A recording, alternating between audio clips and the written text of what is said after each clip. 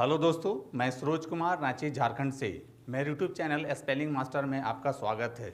दोस्तों, आज मैं आपको प्रीपोजिशन में from, by, with, beside, into के प्रयोग के बारे में बताने जा रहा हूं। तो दोस्तों, सबसे पहले हम लोग प्रीपोजिशन फ्रॉम को लेते हैं। फ्रॉम का हिंदी होता है से, और इसका प्रयोग वाक्यों में से के अर्थ में और पॉइंट ऑफ टाइम यानी कि एग्जैक्ट टाइम यानी कि निश्चित समय के लिए किया जाता है। For example, we play from 5 PM to 6 PM। हम लोग शाम के 5 बजे से 6 बजे तक खेलते हैं। कब तक खेलते हैं? शाम के 5 बजे से 6 बजे तक। तो इंग्लिश होगा from 5 PM to 6 PM। Second sentence है, I studied English from the age of 6।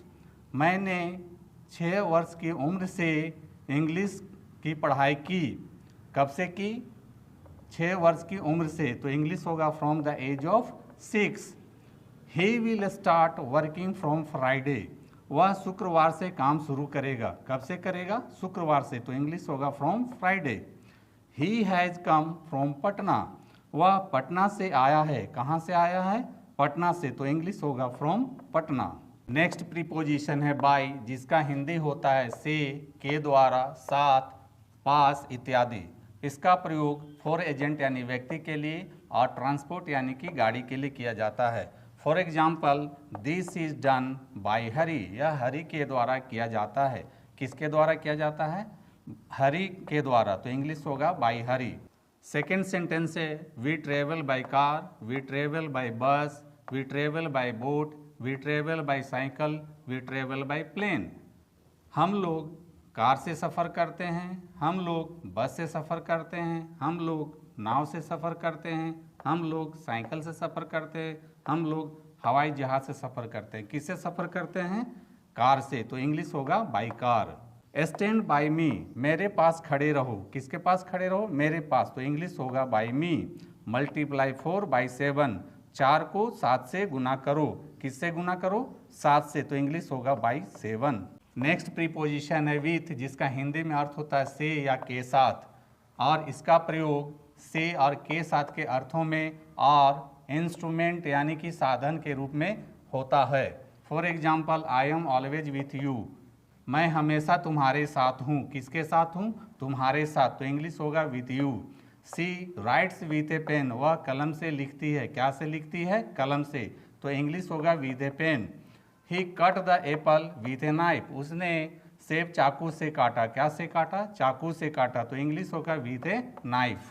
Next preposition है बी साइड, जिसका हिंदी में अर्थ होता है के पास या के बगल में, और बी साइड जिसका हिंदी में अर्थ होता है के अलावा या के अतिरिक्त। For example, he cam and stood beside me. वह आया और मेरे पास खड़ा हो गया। कहाँ खड़ा हो गया? मेरे पास। तो इंग्लिश होगा beside me. She was sitting beside her mother.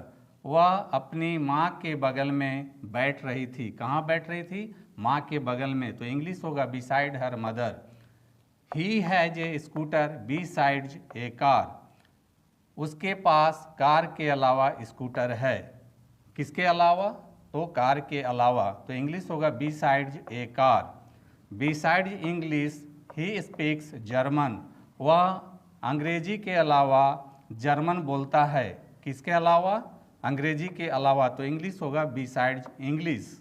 Next preposition है इनटू, जिसका हिंदी में अर्थ होता है में, और यह मोशन यानी कि गति को बताता है। For example, Sita came into my room. Sita मेरे कमरे में आई। कहाँ आई? मेरे कमरे में आई। तो इंग्लिश होगा इनटू माई रूम।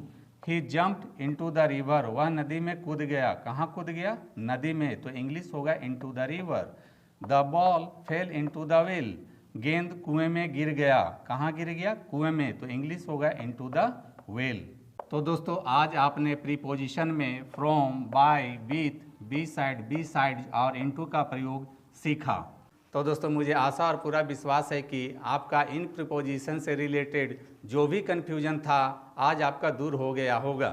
तो दोस्तों, मेरी टीचिंग पसंद आती है तो मेरे वीडियो को लाइक, कमेंट और शेयर करें तथा मेरे चैनल को फॉलो, सब्सक्राइब जरूर करें। मिलते हैं नेक्स्ट वीडियो में।